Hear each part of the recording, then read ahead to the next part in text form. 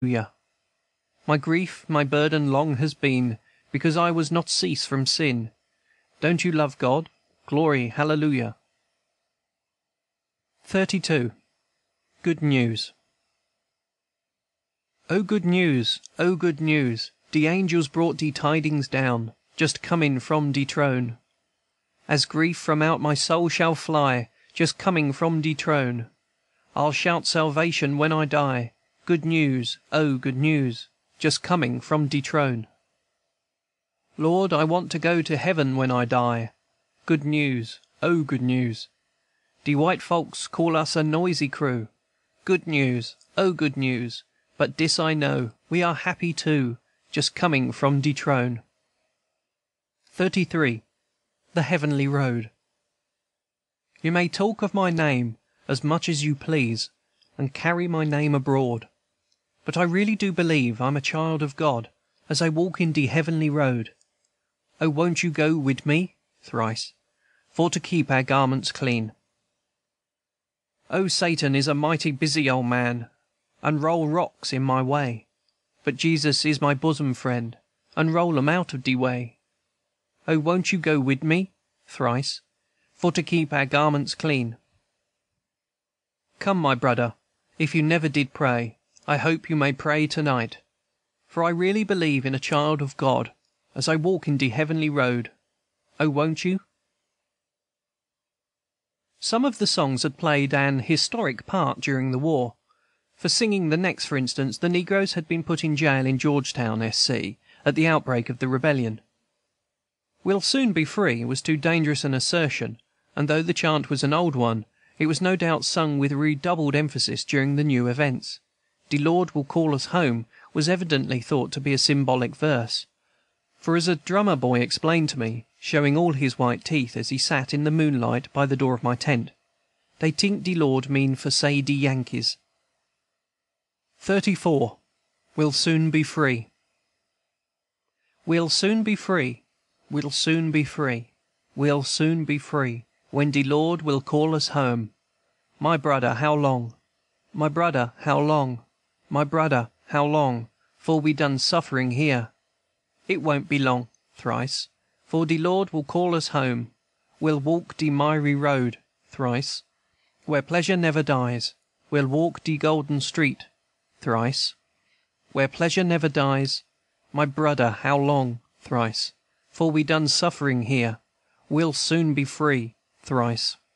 When Jesus sets me free, we'll fight for liberty, thrice, when de Lord will call us home. The suspicion in this case was unfounded, but they had another song to which the rebellion had actually given rise.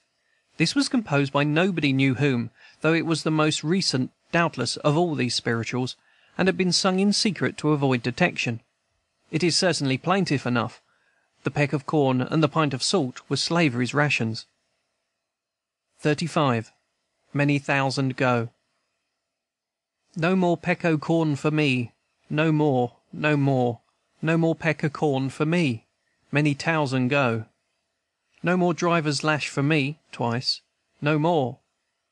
No more pint o' salt for me, twice, no more. No more 100 lash for me, twice, no more. No more mistress call for me, no more, no more. No more mistress call for me, many thousand go. Even of this last composition, however, we have only an approximate date, and know nothing of the mode of composition.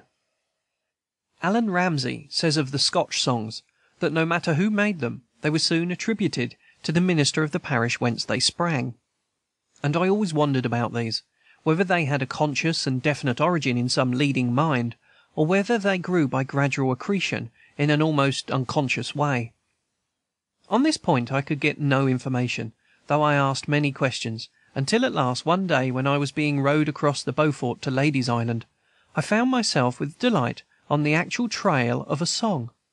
One of the oarsmen, a brisk young fellow, not a soldier, on being asked for his theory of the matter, dropped out a coy confession.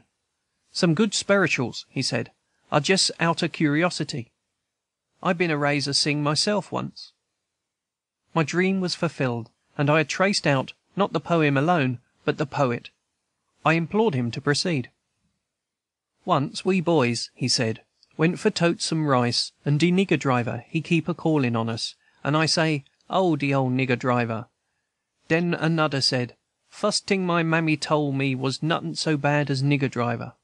Den I made a sing, just putting a word and den another word." Then he began singing, and the men, after listening a moment, joined in the chorus, as if it were an old acquaintance, though they evidently had never heard it before. I saw how easily the new sing took root among them. 36. The Driver. "Oh, de ole nigger driver, oh, gwine away. Fust ting my mamma tell me, oh, gwine away. Tell me 'bout de nigger driver, oh, gwine away. Nigger driver second devil, oh, gwine away. Best ting for de he driver, oh, gwine away. Knock he down and spoil de labor, oh, gwine away." It will be observed that although this song is quite secular in its character, yet its author called it a spiritual. I heard but two songs among them at any time to which they would not, perhaps, have given this generic name. One of these consisted simply in the endless repetition, and the manner of certain college songs, of the mysterious line, "Rain fall and wet Becky Lawton." But who Becky Lawton was, and why she should or should not be wet, and whether the dryness was a reward or a penalty, none could say. I got the impression that, in either case, the event was posthumous, and that there was some tradition of grass not growing over the grave of a sinner; but even this was vague, and all else vaguer. The other song I heard but once, on a morning when a squad of men came in from picket duty, and chanted it in the most rousing way. It had been a stormy and comfortless night, and the picket station was very exposed. It still rained in the morning when I strolled to the edge of the camp, looking out for the men, and wondering how they had stood it. Presently they came striding along the road at a great pace, with their shining rubber blankets worn as cloaks around them, the rain streaming from these and from their equally shining faces, which were almost all upon the broad grin, as they pealed out this remarkable ditty: Hangman Johnny. "Oh, dey call me Hangman Johnny. Oh, ho, but I never hang nobody. Oh, hang, boys, hang. Oh, dey call me Hangman Johnny. Oh, ho, but we'll all hang together. Oh, hang, boys, hang." My presence apparently checked the performance of another verse, beginning, "De buckra list for money," apparently in reference to the controversy about the pay question, then just beginning, and to the more mercenary aims they attributed to the white soldiers. But Hangman Johnny remained always a myth as inscrutable as Becky Lawton. As they learned all their songs by ear, they often strayed into wholly new versions, which sometimes became popular and entirely banished the others. This was amusingly the case, for instance, with one phrase in the popular camp song of "Marching Along," which was entirely new to them until our quartermaster taught it to them at my request. The words, "Gird on the armor," were to them a stumbling block, and no wonder until some ingenious ear substituted "Guide on de army," which was at once accepted and became universal. "We'll guide on de army and be marching along" is now the established version on the Sea Islands. These quaint religious songs were to the men more than a source of relaxation. They were a stimulus to courage and a tie to heaven. I never overheard in camp a profane or vulgar song. With the trifling exceptions given, all had a religious motive, while the most secular melody could not have been more exciting. A few youths from Savannah, who were comparatively men of the world, had learned some of the Ethiopian minstrel ditties imported from the North.